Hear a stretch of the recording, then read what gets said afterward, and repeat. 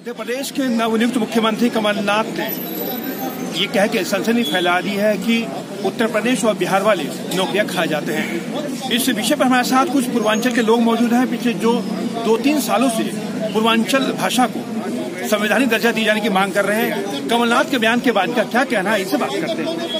कमलनाथ ने बोला है कि बिहार और उत्तर प्रदेश के लोग नौकरी खा जाते हैं।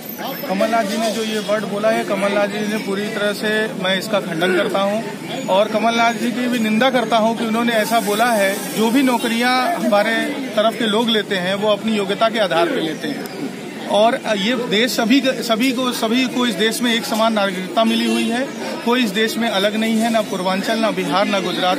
जब गुजरात और बिहार कहीं के भी लोग जाके कहीं भी नौकरी कर सकते हैं, तो कमलनाथ जी का ये जो संदेश आया है, ये पूरी तरह से मैं इसका खंडन करता हूँ, इसका पुरजोर विरोध करता हूँ। आपको लगता है कांग्रेस के मुख्यमंत्री लोगों को भाषाई के आधार पर बांटने की कोशिश कर रहे हैं? बिल्कुल। देखिए, आज जो पूर्वांचल समाज के लोग हैं उनका हर क्षेत्र में कहीं न कहीं योगदान है और देश के किसी भी हिस्से में चले जाइए, वो वहाँ पे एज ए टैक्स पेयर अपनी भूमिका निभाते हैं। फिर भी अगर कांग्रेस के मुख्यमंत्री हो या कोई भी हो इस तरीके की भाषा का उपयोग करते हैं तो ये सरासर निंदनीय है। ये पिछले 3 सालों से लगातार आप पूर्वांचल भाषा को संवैधानिक दर्जा दिए जाने की मांग कर रहे हैं। आखिर सरकार क्या आपकी लोगों को सुनती नहीं है? शायद नहीं सुनती है, तभी तो दर्जा दे नहीं रही है। आश्वासन मिलता है, भरोसा दिया जाता है, जबकि हमारे क्षेत्र से ही सांसद उत्तर प्रदेश चूंकि बहुत बड़ा प्रदेश है, तो हमारी सबसे पहले मांग थी कि जैसे कि उत्तराखंड को छोटे राज्यों के रूप में बांट दिया गया और उसका विकास का स्तर बढ़ गया, जैसे आपका छत्तीसगढ़ को ले लीजिए, तो इन राज्यों को जब अलग कर दिया, इतने छोटे छोटे राज्यों को अलग कर दिया, तो उत्तर प्रदेश अपने आप में बहुत बड़ा राज्य है। और हमारी ये मांग रही, और आज से नहीं 1963 से ये मांग होती रही कि पूर्वांचल राज्य को अलग कर दिया जाए ताकि वो पिछड़ेपन से हटके अपना विकास करके अपना डेवलपमेंट वो वहाँ कर सके। पर सरकार सिर्फ वोट बैंक की राजनीति करती है। जो पार्टी आती है वो सिर्फ लोक लुभावन वादे करती है और उसके बाद वोट बैंक मिलने के बाद वो वापस दिल्ली में आके अपनी दिल्ली की राजनीति करने लगते हैं और सबको भूल जाते हैं। और फॉर एग्जांपल आप देख ही लो, पूर्व क्षेत्र में आप चले जाओ और पश्चिमी यूपी में आप देख लो विकास का स्तर कितना बड़ा है। तो इसलिए हम लोग पूर्वांचल राज्य को अलग करने और हमारी भोजपुरी जो भाषा है उसको 8वीं सूची में डालने के लिए और पूर्वांचल प्रोटेक्शन एक्ट, ताकि हमारे जो भाई बंधु कहीं भी जाकर नौकरी करें और उनके साथ अगर ऐसी कोई घटना होती है तो उसके लिए एक एक्ट बना हो जिससे कि उनको उस पर सुरक्षा के तहत मदद हो सके। आपने देखा है कि जब महाराष्ट्र में जब मराठों की बात होती है तो पूर्वांचल लोगों को क्या जाता है? बिल्कुल। देखिए, ये सरासर निंदनीय है।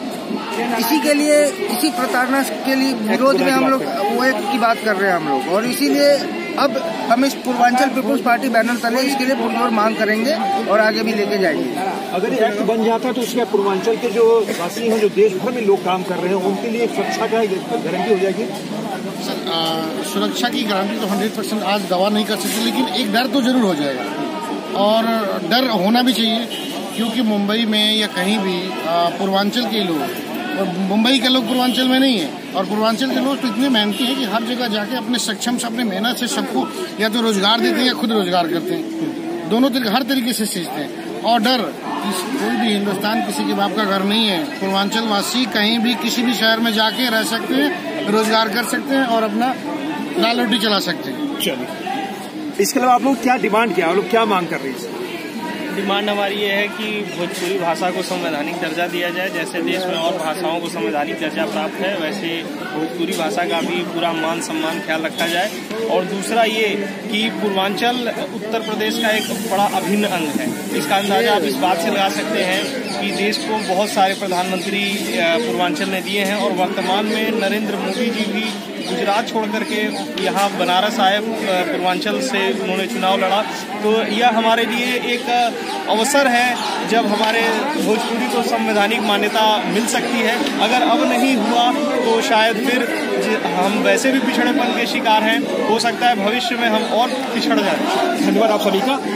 भोजपुरी भाषा को 8वीं अधिसूची में शामिल करने के लिए आज जंतर मंतर में लोगों ने, लेकिन सबसे बड़ी बात यह है कि मध्य प्रदेश के मुख्यमंत्री कमलनाथ ने ये बयान दे के बिहार और उत्तर प्रदेश के लोग जो है उनकी नौकरियां खाए जाते हैं, तो कहीं ना कहीं इससे बिहार और पूर्वांचल वासियों को काफी समस्या होना पड़ा है। और कहने के कांग्रेस जो इस पे जो भाषी जो राजनीति कर रही है उसको लेकर लोगों में देश भर में काफी नाराजगी है।